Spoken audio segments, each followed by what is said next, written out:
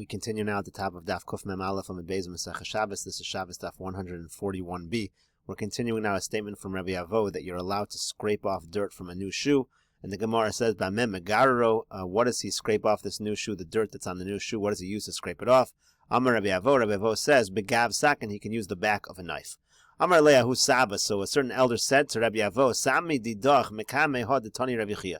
You should remove your teaching in the face of that which Rabbi Chia brought down in a brisa, which says that you're not allowed to do it either by an old shoe or a new shoe. It says, Ein Megarin, you're not allowed to scrape off the dirt.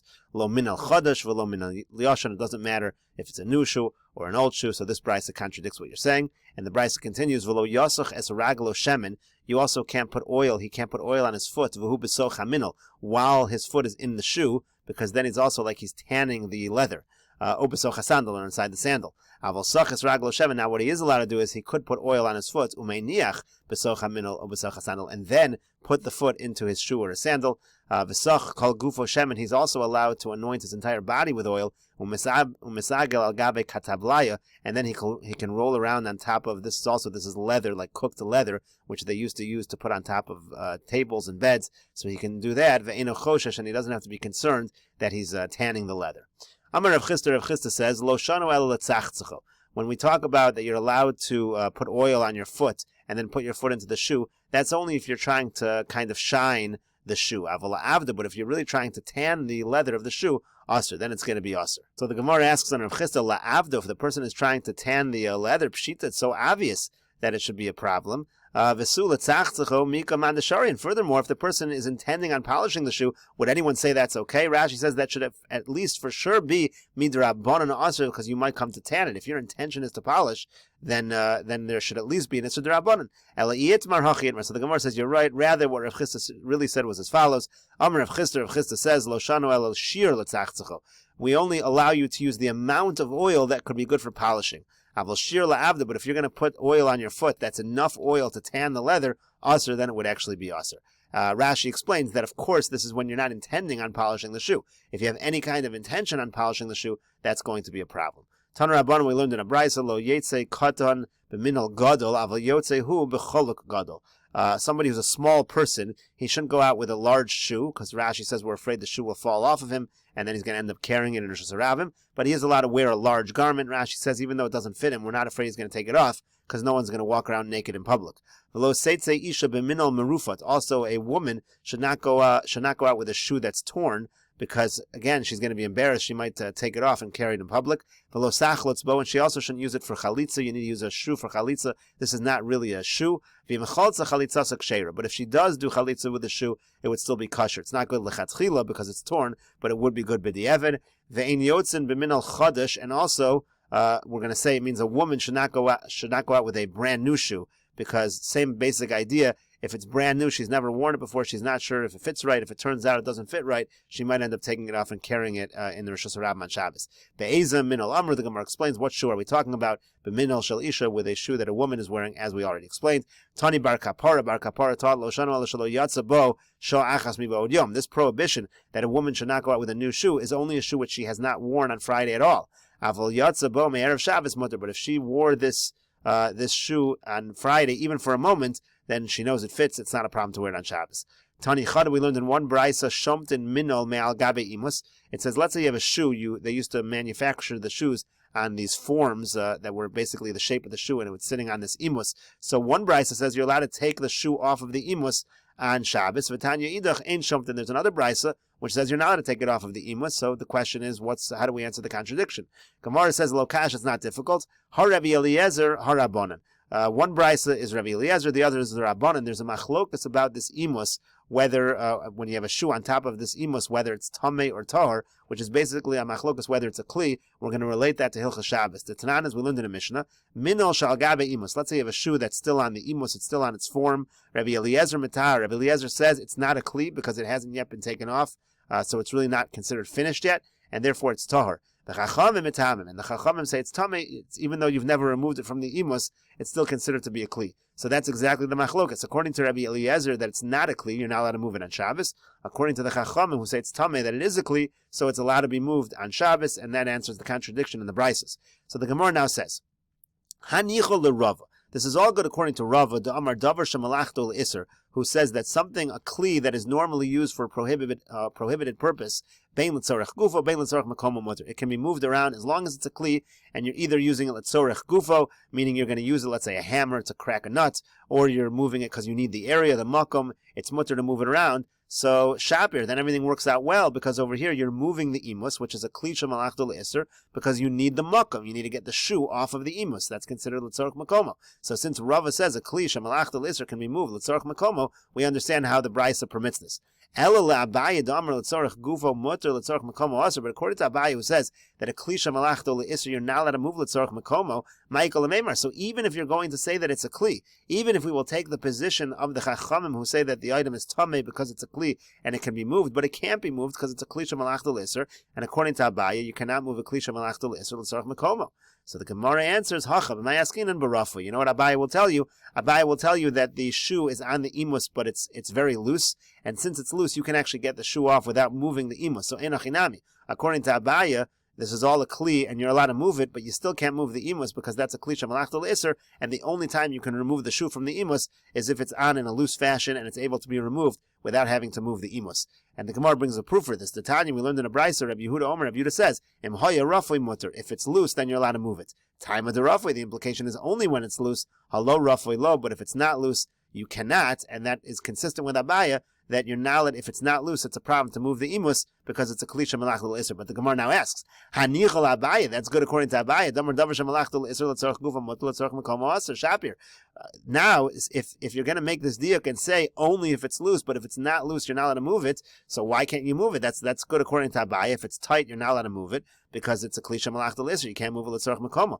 El l'Rava damar bein l'tzorech gufa bein l'tzorech makomo mutter. But according to Rava, who says that you're always allowed to move a kli shemalachto l'Isser, whether it's tzorech gufa or makomo. So even if it's tight, you should be allowed to move it all. If they're all kalim, even if it's a kli shemalachto l'Isser, it shouldn't be a problem. Ma'ir yerafoi afilo lo rafoi nami. What does it need to be loose for according to this Brisa, even if it's not loose? So the Gemara gives an interesting answer according to Rava. The Gemara says, Hahi de Rabbi Yehuda mishum de Rabbi Eliezerhu. Actually, what's going on is that this Brisa, which Rabbi Yehuda says you're only allowed to move it when it's loose, that actually follows Rabbi Eliezer's opinion. Again, Rabbi Eliezer's opinion that it's generally not a kli at all. The Tanya we learned in a Brisa, Rabbi Yehuda Omer Mishum Rabbi Eliezer. Rabbi Yehuda says in the name of Rabbi Eliezer, Im hoya rafoi mutter, that if it's loose, it's mutter to move it. Rashi here explains like this: Ki Amr le Rabbi Yehuda lahud demaflik ben rafoi l'sheinu rafoi aliba de Rabbi Eliezer Amar. That's following Rabbi Eliezer's opinion. Damar minol sha'ala imas lav gemar kliu. Remember, Rabbi Eliezer said that when you have the shoe on the imus, it's not a kli, because the kli is not considered finished till it's removed. Calls man shemachusar hotzah. As long as it hasn't been taken off the imus, it's not a kli. That's why he said it was tahor. So now he says, well, in Shabbos nami asur l'taltal lo mishum delav kliu. Right? We said that you're not allowed to move it on Shabbos because it's not a kli. Vashmi'inon derafoi lav mechusar hotzahu. But the chiddush over here is that even according to Rabbi Eliezer, who says it's not a kli, but if it's loose, it actually is a kli because it's considered off the imus. Once it's loose, it's really not on there anymore. Now he's allowed to move it to ilu l'rabbanan, because according to the rabbanan, afagav de'ein rafoi mutter, you're allowed to move it even if it's not loose because they say it's a kli, and there's no problem moving kli shemalachto l'Isser according to Rava. The time of the shein rafoi asur l'Rabbi Yehuda lav mishum imusu. He explains when it's not loose, the reason why it's a problem for Rabbi Yehuda according to Rava is not because of the imus. That's not the issue. Ella mishum minol gufay. The problem is the shoe itself. So since the problem is the shoe itself, according to Rabbi Eliezer, because the shoe there's no gemar kli, once it's loose, we say there is a gemar kli and there's no problem moving it. Hadron alach tolin. That's the end of Perek Tolin. If you've been enjoying this channel and you've been doing the daf, you can take a look at the description box below to see various ways to support this channel. And we now begin the 21st parak of Meseches Shabbos. The Mishnah says as follows: No del adam es beno v'evan biyado. A person is allowed to carry on Shabbos his child and his son, and his son is holding a stone. We don't say it's a problem that he's moving the stone, which is muksa, since the child is the one holding the stone. V'kalkola v'evan besocha. Similarly, you can move a basket and the stone's inside it. We don't say it's a problem of moving the stone. U'metaltalin truma tameya imatahora v'imachulin. You're also allowed to move. Let's say you have tamei truma together, mixed together with tar truma, or with you're also moving chulin, something that's not truma at all. that's okay. Rabbi Yehuda says, Af malin es meduma b'echad umeya. Let's say you have meduma. Meduma is, let's say you have a mixture, some truma dropped into some chulin. The halach is you can remove it if it's 1 in 100. You're even allowed to do that on Shabbos. Rashi here says, no til veven biyado b'chotzer v'lo amin de metal eleven. Rashi's noting over here, we're not talking about carrying in Rosh Hashanah.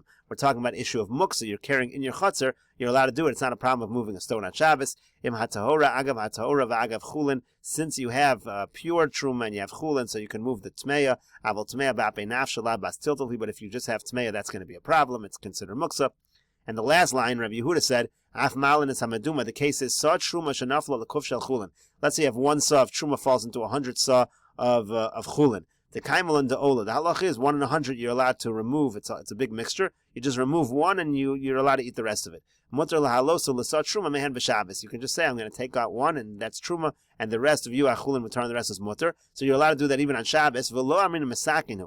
We don't say it's a problem of mesakin, even though normally if you have tevel, you don't remove truma on Shabbos. But here where truma fell into chulin, so you've already separated the truma, and now it just got mixed up with chulin, that's okay. Of a Gemara Mefarish Taima, the Gemara is going to explain the reason behind that. So now the Gemara says, Amar Rava says, Hotzi tino chai v'kis tali b'tzavaro. Let's say somebody carries a baby, a live baby, and around the baby's neck is a wallet, which is muksa. So chayiv mishum kis. He's chayiv for carrying the wallet. You're not chayiv for carrying the tinok. We'll explain all this in the Gemara. Now this is talking about the Yisra of Hotzah on a doraisa level. You're carrying into Rosh Hashanah.